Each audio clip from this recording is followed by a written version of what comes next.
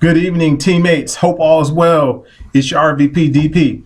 Hey, man, I just want to talk to you tonight about a very important topic. I want to talk to you a little bit about open house, about having the right attitudes, the right environment, really about getting this thing off to, the great start as far as having a great positive open house environment. So many of us know that open house is probably one of the biggest venues that you'll ever showcase in this Primerica business.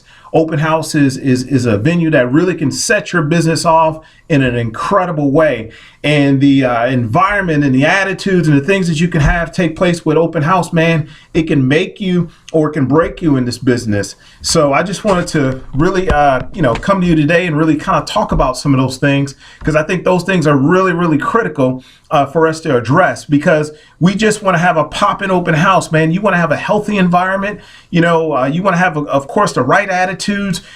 Therefore, you want to have the great environment, because if you have the right attitudes and the right environment, as you begin to embrace and attract new leaders that come into your business, if you got those things in place, man, you got a great environment. This thing is like a match. It can just catch fire real quick. Great things can happen, and this business can really take off to another level. And one of the things I was told early on in the business is that, Derek, you owe two things really to your people. Number one, you owe them a great example through your actions and the things that you do. And then secondly, you owe them a great environment. You have to work hard to really put the environment in place to really make sure that you have the great people out front that are supposed to be in the right places.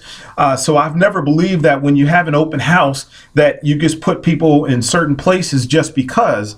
No, I always feel as though you put the best people in the best places, and usually that's people who are very positive, very energetic, people who are servants, who got great attitudes, who know how to greet people the right way, people who can electrify the room as far as starting off, people that can really do things to really help grow your environment. So today I just want to talk to you a little bit about making sure that we have the right environment. So a couple points I want to make sure that we're on point for as you begin to grow your business as it relates to open house. Well, the first thing I want to cover is, why do we do an open house? Well, why is open house so important? It's important for the obvious reason. It allows us to collapse time frames for us to come together once a week where we can really grow the business. So instead of like meeting people individually, like during the week, you guys, we have appointments here. This one has an appointment here.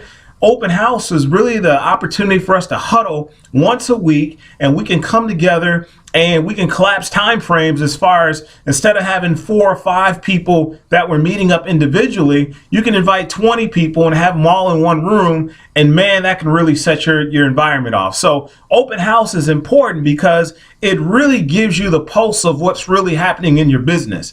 And one of the things I've learned is that over the years is that, man, I've had some great times where my open house is just through the roof. And man, I've had some times where, man, it's like open house has gone down. It's like, whoa, what's going on here? So here's one thing I do know. Whether open house is up or down, one thing that can't be down is the appointments that's taking place in your business. And what I mean by that is, if you have appointments down and open house is down, man, your business, you're on your way out of business. That's not a good place to be. So I've always realized that, hey, you got to have one going, preferably all the time. But if things aren't going right, it's got to be one or the other. It can't be on both simultaneously going down, or that's a bad sign that your business is really going out. So I was always told, hey, to correct the injustices, to correct the fallacies of what's taking place in the open house, you got to get to the kitchen table. You got to get people going. You got to get the appointments up in your business. You got to get that pulse really going, because the people that you meet in the field are going to be the ones that you're going to invite out for the open house to take place, on our Thursday open house. So we got to make sure that we have a lot of appointments taking place during the course of the week, so we have people that we can invite to the open house. And those are usually going to be your best type of people who you maybe interviewed during the course of the week, or maybe people that you've sat with kneecap to kneecap on a 4 or 5 pointer appointment. Usually those are going to be the type of people that you want to meet with that you want to bring out to the open house. So it's critical that we make sure we have those things going. So the first thing I want to talk about, because this topic here today is dealing with the open house environment, is I want to talk about dressing for success. Dressing for success is so critical, because think of it this way. You may be able to attract, you may have certain people in your business who may be able to attract a certain type of person. It may be, it may be an attorney. It may be someone who's very polished. You may have attract an entertainer, somebody who's really just on the up and up as far as what they do. And if you don't have a standard in the business of people are dressing for success, what tends to happen is that can water down your environment. So if I'm a polished person, maybe I'm a professional, I work for a corporation, I'm coming out to an open house, maybe my friend invited me, and I look over to my left or my right and I see a guy, maybe he's got holy jeans, he's got on gym shoes, he's just not giving the image of success. That's not something, I may look at that business and say, I don't really want to be a part of that. That doesn't give the great representation. So you have to put your best foot forward as far as dressing for success. It's critical that you tell your guests if they're going to come to the open house that there's a standard in place, and that standard is for them to dress for success. So we always say dress business casual. You don't have to wear the three-piece suit. You don't have to come, all doctored up in every area from head to toe. But I always found that, man, people judge you based on first impressions, whether you like it or not. So why not give them the best opportunity to view you in an image of success? So put your best foot forward. It may not be the best shoes, but put on a great pair of shoes. Put on something that's going to look great, that if you met a person for the first time, they can look you up and say, okay, that's great. So one of the standards that we always have is dress for success, because elevating our standards in the business, we want to be in a posture where, hey, you know what, your buddy's not dressed right, he's got on jeans and he's not business casual, we're going to ask him, hey, you can't come this week, you got to come next week. That's a standard. It should be a great standard. And I know some of us do a great job of making sure that when we're coming on the open house for Thursday evening, that we make sure that we got our best foot forward. So it's important to always dress for success and expect those things, out of your people. What about the right attitude? The right attitude, second point, is very, very important. I was always told that people can really tell what type of attitude I'm displaying from the time that I get out of my car. I was always told if open house is at 7:30 and you show up at 7:30, you're already late. If open house starts at 7:30, I need to be coming in at 7:15. I don't care even if I'm not speaking. If I'm a part of the team, I'm going to be the earliest person there, and I'm going to be the last person to leave, because I always want to look at the business as this is not my RVP's business. This is not my upline's business. This is my business. And I want to display the best image and learn all the moving parts. So when I become a regional vice president, I already know the moving parts that are in place, and I can take my business to a whole new level. So I'm not going to show up to the office early and just sit in my car until 7:30 comes around. I'm going to show up early. I'm going to come in. I'm going to get things going. I'm going to help out. Hey, I'm going to help out with, pads, pens. I may, have to help organize the seats. I'm going to get things going. I'm going to be the best greeter. I'm going to have a smile on my face. Man, I'm going to do those things because that is all a part of having the right attitude. See, I always knew that if I had a bad day at my job, that I need to have a mirror talk in my car before I came into the open house.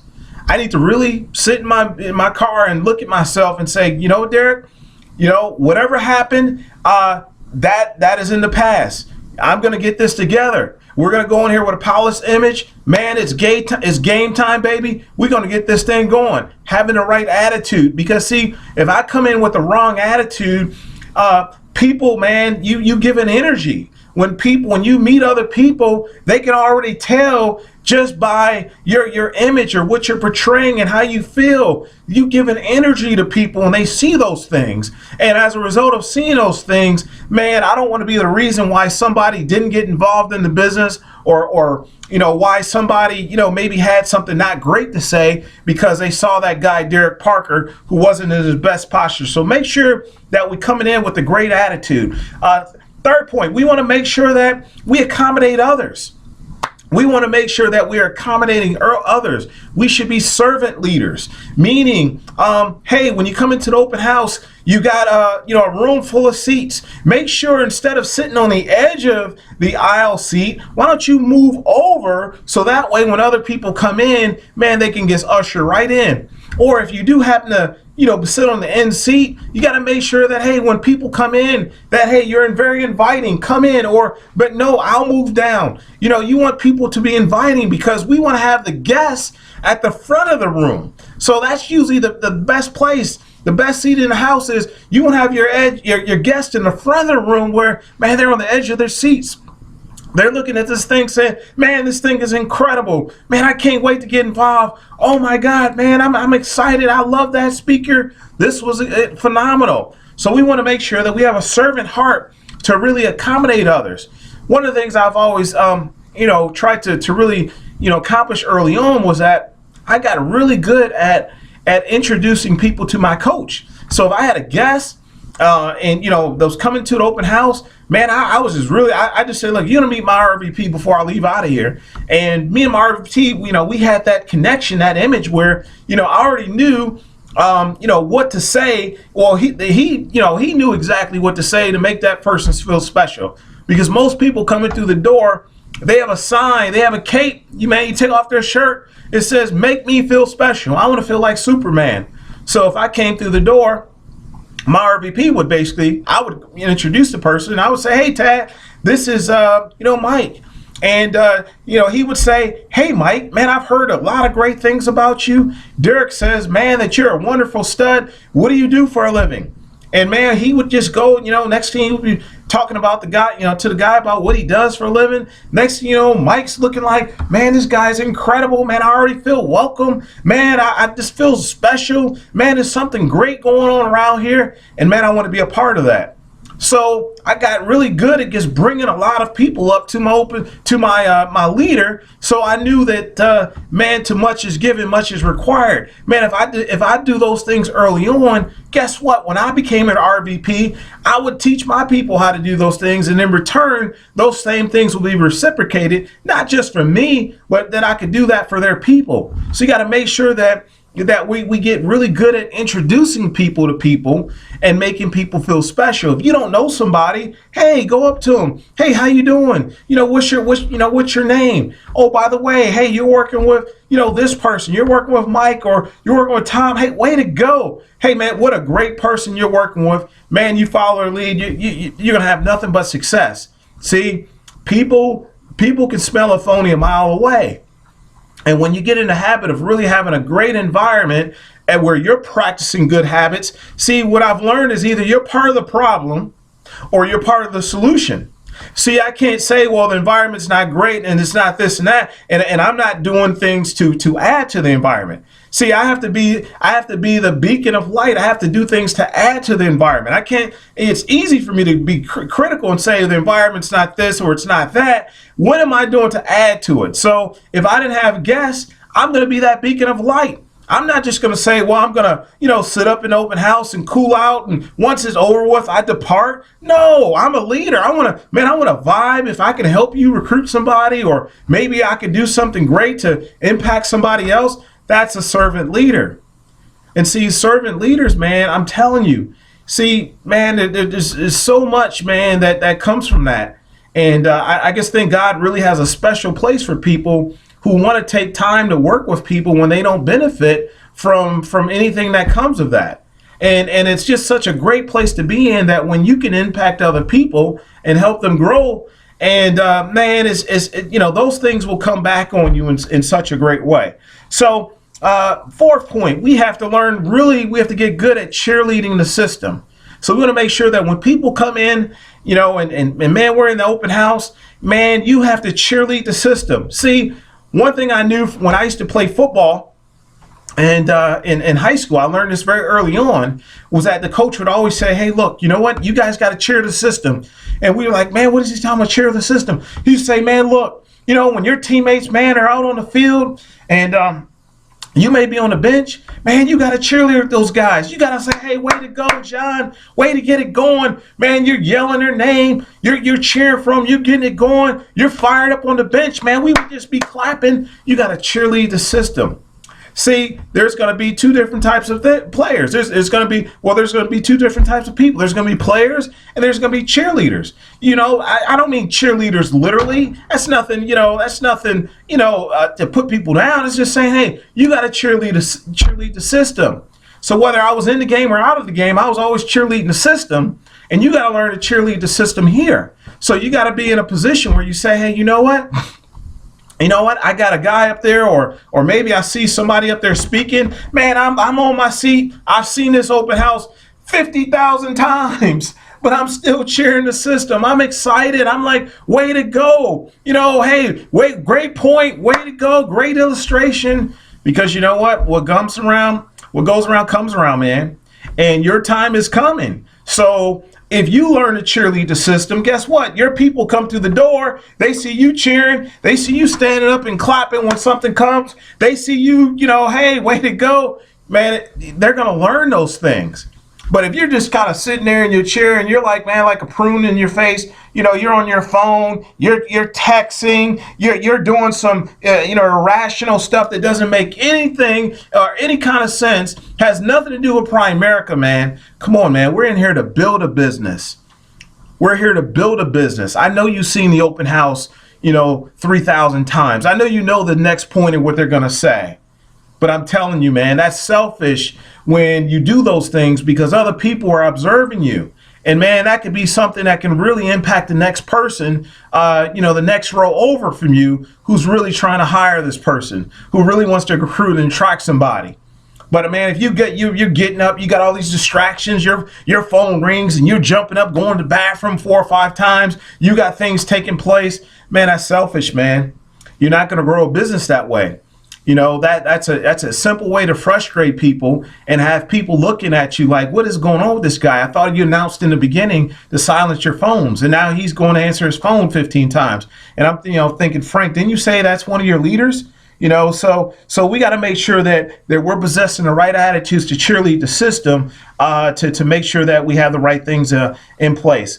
And then the next to last, we want to talk about selling the excitement.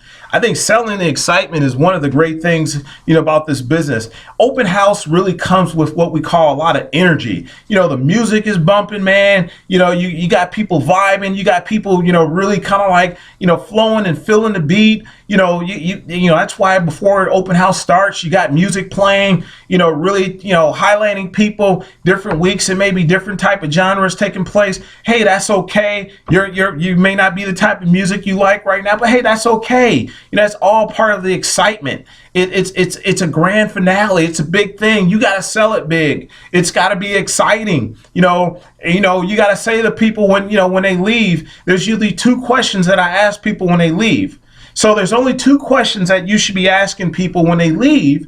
And number 1 is what did you like most? Making money or helping people? Hey man, you know what? I really, enjoyed that part. They were talking about mutual funds and getting out of debt and all this. Hey Frank, 2 things. What'd you like most? Making money or helping people? Hey, well, you know what, man? I got more questions about this, blah, blah, blah, blah. Hey, what did you like most? Making money or helping people? I'm not going to do an open house after the open house. The open house ends, somewhere around 9 o'clock. Maybe some nights it may end a little bit sooner. I'm going to basically, if I'm meeting with a person and I'm going to do a follow-up with that person, one-on-one, it's going to be 2 questions I'm going to ask them first. Hey, Beverly, I want to thank you for coming out here tonight. Hey, what did you enjoy most? Making money or helping people? She may say, hey, both. And I'll say, great. What did you enjoy about both? Tell me a little bit. So she may, get emotional and tell me this and that and all the things. And I may say, hey, you see yourself doing something like this? And she says, yeah, I do. And I say, okay, great. Was there anything that would prevent you from, filling out the application to see if you qualify here tonight? No, matter of fact, I was looking at that freedom paper thing. I'm ready to get going. Hey, it's really that simple, guys. If people have questions and they want to follow up, and, she may ask me 4 or 5 questions, or she may have 10 other questions. And I may kind of vibe and feel like, Beverly has a little bit more questions than I can really address right here. Well, you know what, Beverly? Sounds like you got a lot of great questions. Hey, I really appreciate the questions that you have. That's okay. We'll definitely get those answered. Hey, why don't we do this? It sounds like you're very interested in what we're doing. Why don't we get back together, say tomorrow around 6 o'clock once you get off of work? That way we can kind of talk a little bit more concretely in terms of how this may be a win-win for you. Is that fair enough? Yeah, great. I really like that. So I'm going to really kind of table what type of people I got. The ones who are hot, or the ones who may not be on point to really get started right now. That's okay if they don't want to get started right now.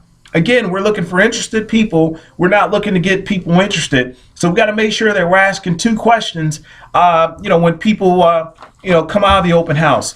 So when we come at the conclusion of open house, this is the form that we're going to have people fill out. It says business briefing questionnaire. We're asking for the name, their best contact number.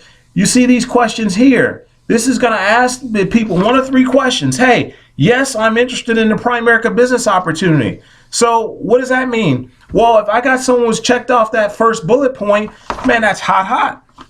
What does that mean? That means that person's ready to get going in this business. That means, hey, look, yes, I'm interested in the Primerica business opportunity. And it says, I'm ready to get started now. That means that person maybe midway through the presentation, you had a great environment, you got some things going, you were nodding at things, cheerleading the system, excited, and you looked over at your buddy, and man, he was doing the same thing. He was vibing. He was like, man, I'm ready to get this thing. Man, I'm just jacked, and he's ready to get this thing going. So you got to be able to discern when you give them a chance. At the end of the open house, we're going to ask them to fill this questionnaire out. So it's going to depend on where they're at. So if they fill in ready, hot, they're ready to get started now, I'm going to go immediately to the independent business application, the IBA, and I'm going to have them fill that thing out. The second question in between, bullet point may be, yes, I'm interested in the Primerica business opportunity, but I would like to schedule a follow-up interview in the next 24 to 72 hours.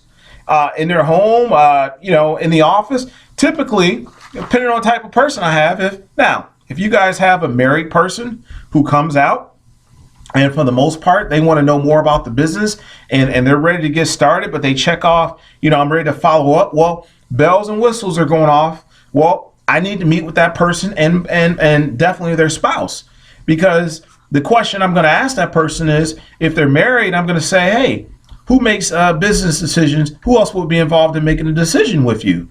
And of course they would say, hey, my spouse. Okay, great. Would it make sense for you to convey everything to your spouse, or do you think I would be better equipped to share those things?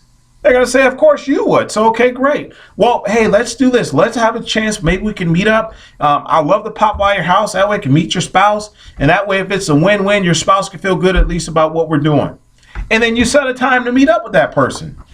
Or it may be, the spouse may want to come back, to meet here in the office. But I find a lot of times it's a lot easier to go to that person to really meet with them, because if you're meeting with them in their home and they're a 4 or 5 pointer, man, you can really get some things accomplished. You can maybe recruit the spouse along with that person, and then you can perhaps get a plan in place. You can really start with getting their own financial game plan, so you can really collapse a lot of time frames and get a plan in place for that family and close business. So that's a big one.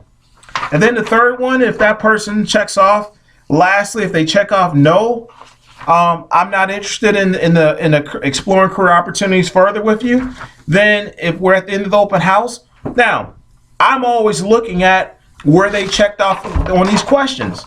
So before the open house, when the open house concludes and I tell people, hey, look, take a moment to fill this out. I'm gonna cheat over and kind of look and see, maybe what they checked off. So if this person checks off no, I'm already prepared. I already know what I'm gonna say. So, hey, John, thank you so much for coming out here tonight. Hey, we're glad that you had an opportunity to really see it in terms of what we do. Who else do you think may be open to exploring something further? There's an opportunity for you to maybe get other names and numbers from that person. They maybe want to refer somebody else, or they just may be kind of, prune face. I don't want to do this. No biggie. Hey, nice meeting you. Hey, man, don't let the doorknob hit you in the behind. What can I do? I'm not Jesus. I can't, turn water into wine. I'm not going to try to corral them and, hey, you would be interested in this. You should be great. No, don't do that. The opportunity's too great. It's like, no, I'm not interested. Next. Let's keep moving, because I'd rather channel my energies into somebody else who is going to be interested in the business. And then, of course, down here, if they fill out this form in its entirety, it has checkoffs. They may want to know more about, hey, mutual funds. They may want to know about getting out of debt. And then they have references. So do we want references? Of course we do. We want to utilize references that may not be interested for them, but maybe we can call some of the references and really transition in terms of how to get to other people to really grow the business. So we have to always make sure that we're utilizing our points effectively, that we're doing the things effectively as far as cheerleading the system. And I've always believed early on, that I was going to be the best person. I was going to champion the system in the open house. I'm growing the business. Hey, you're the one that's in charge of your business. I don't care if you're a district leader, division leader, regional, all the way up to RVP. At the end of the day, it's your business. It's not your RVP's business. It's not your division leader's business. It's your business. So you have to be the best person in place to cheerlead the system in order for your business to grow. If my business is not growing, man, it's on me. If I'm not getting good referrals, it's on me. If things aren't moving right, it's on me. I don't care what level I'm at. It's not title, it's individual. So I gotta say, hey, look, I gotta figure some things out. I gotta do some things differently, because I'm responsible for my success, and I'm also responsible for my failure. So, hey, I gotta make some adjustments to get things right in order to move this business to the next level. And open house is a critical component to really make sure that we have things right. So just to recap, dressing for success, making sure we having the right attitude, being a servant heart to really expose others, cheerleading the system, man, cheering for every person up there speaking, high fives, man, the energies is bumping and going, man, you're excited, woohoo, way to go, man, you're introducing yourself to guests, man, you're selling the excitement, awards, recognition, man, you're on your feet, you're cheerleading, making that thing go, man. That's the exciting thing about really growing a Primerica business. And one of the great things is that if you continuously to sell out to having a great environment, you become a part of the solution and not the problem. Man, incredible things can happen here for your business. So I just wanted to talk to you a little bit today about ways to really grow the environment and keep the excitement going for the environment for open house, and making sure that you continuously grow this thing, and great things will happen. God bless you. Thanks a lot.